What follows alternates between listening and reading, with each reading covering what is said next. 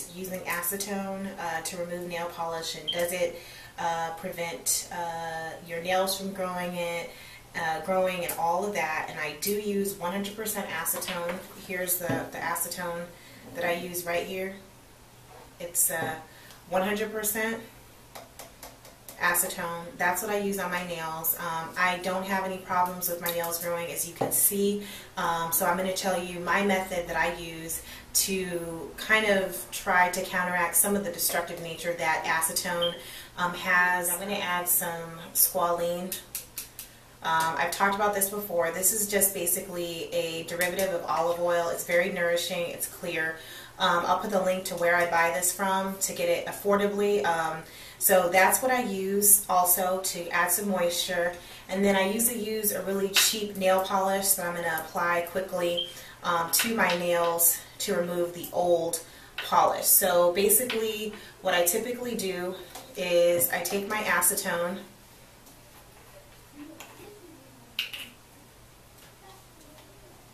and I just pour part of it in a cup. And then I'm going to take my squalene, which is clear. Then I'm going to pour some of this in here as well,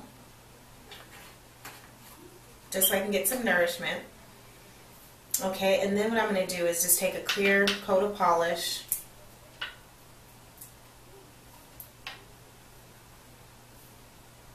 and just apply that wet polish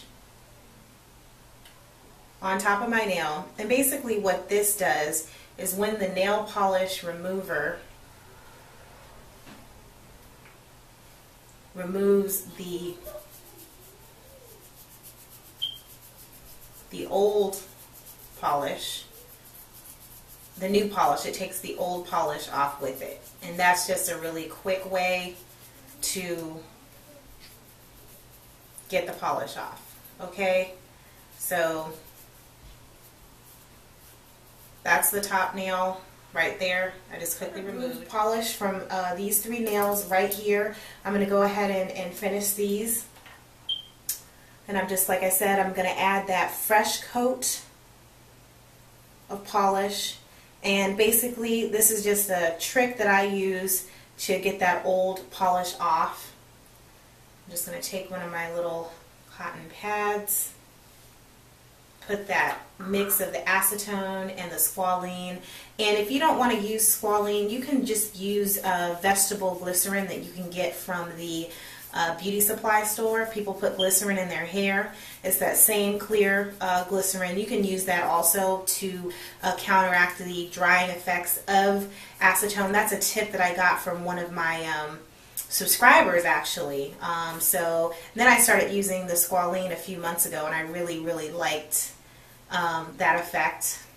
So I'm just going to come back on here in a few minutes and I'll just show you my nails with the polish completely removed. And like I said, that's just the method that I'm going to use, is just a coat of new polish,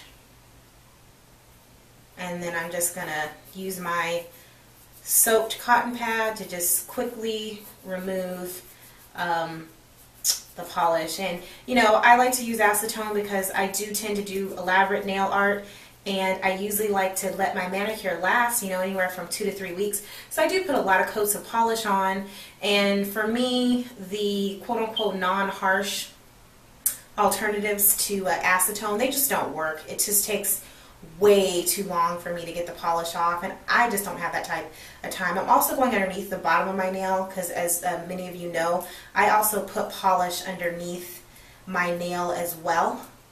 Okay, so that's that. All my polish is removed from my nails. It took me about 10 minutes or so to do this, so it was actually pretty quick. Considering I put about, I'm going to be honest, like 7 coats of polish on my nails. And that manicure I had for, yeah, over a week. I don't think I made it to quite 2 weeks before it started chipping. So I just like to remove the polish when it starts chipping and just do a new manicure. But I do use 100% acetone polish remover, and then I just kind of put something moisturizing in that whether it be the Squalene or vegetable glycerin, just to counteract. And I have not done a manicure or anything, and you can see that my nails do have some shine to them, and that's coming from the moisturizer that I put in the remover. And my nails don't feel weak at all. They feel very strong, and I'm going to go ahead and give myself a fresh manicure.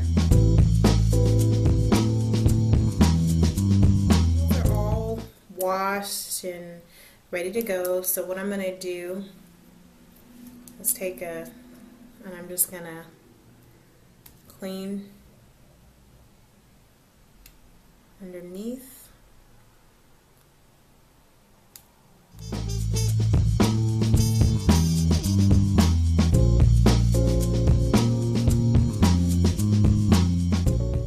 Okay, and then I'm going to take some kind of base coat.